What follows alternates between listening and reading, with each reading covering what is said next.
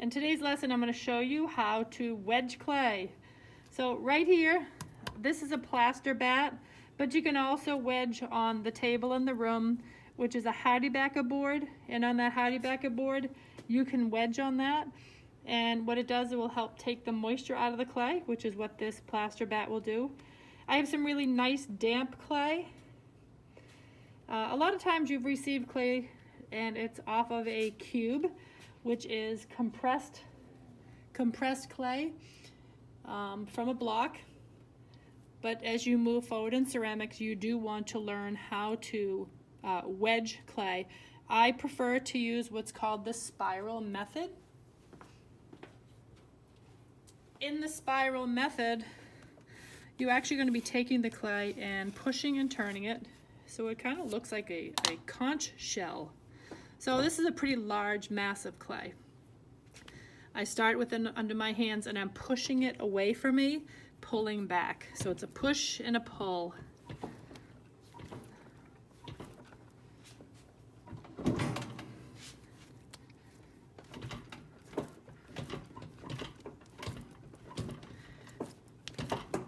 What happens with wedging clay is, number one, you are trying to make sure that all the particles in the clay body are coming together so there is not dry spots or damp spots. You're also trying to get some moisture out of the clay.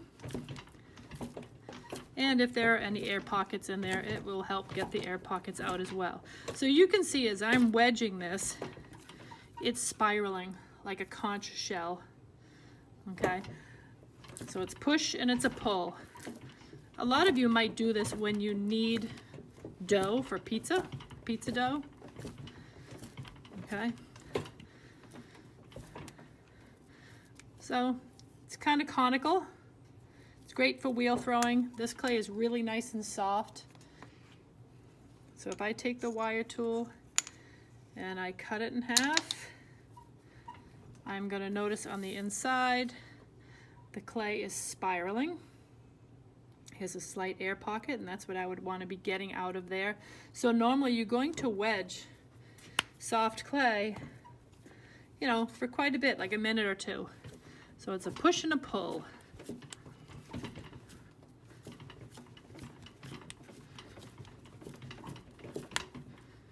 Like I said, this is pretty damp clay, and for me, this would be exactly the way I would want it if I'm going to be going on the wheel.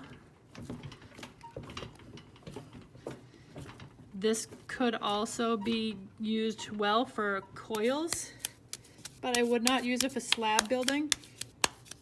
I could use it for a pinch pot. It is a little soft. You can see when I pull my hands away, there's some stickiness. My hand's a little clay. Here it's kind of pulling off my hand a bit. All right, now I would then put that ball off to the side. So that is a spiral wedge. There's another wedge called a ram's head. All right, and you're going to hold that this way. You're going to push and pull it back. So I'm holding from the side. I push and pull it back.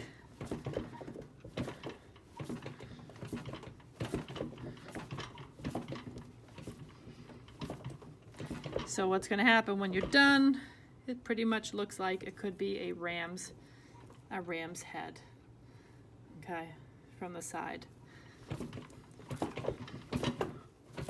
So eventually what you're going to do is you're going to find out which form of wedging you like.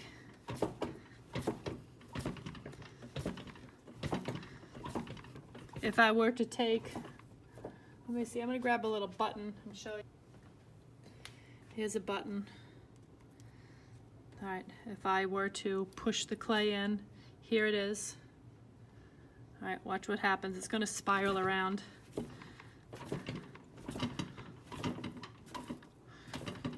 Right, so you can see it's moving. So the clay does move as it's in my hand, even though you might not notice as much. It does rotate as you wedge. So I'm kind of pushing in, pushing out. we don't want the clay coming too wide. Okay, and once again, that would be it. You'd pound it out into a ball and then leave it in your Ziploc bag for future use. And when you're done, you take a scraper and you would clean off your wedging board. So in the future, when you start potentially using the pottery wheel, we always have a measurement and a gauge over here, a scale, all right, where you would weigh out your clay. So normally,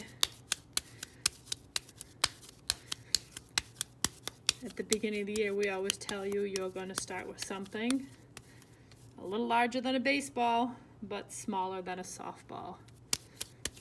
So as you can see, I have a variety of sizes here, and I would then go put that wedged clay into a Ziploc bag for future use. So that's wedging.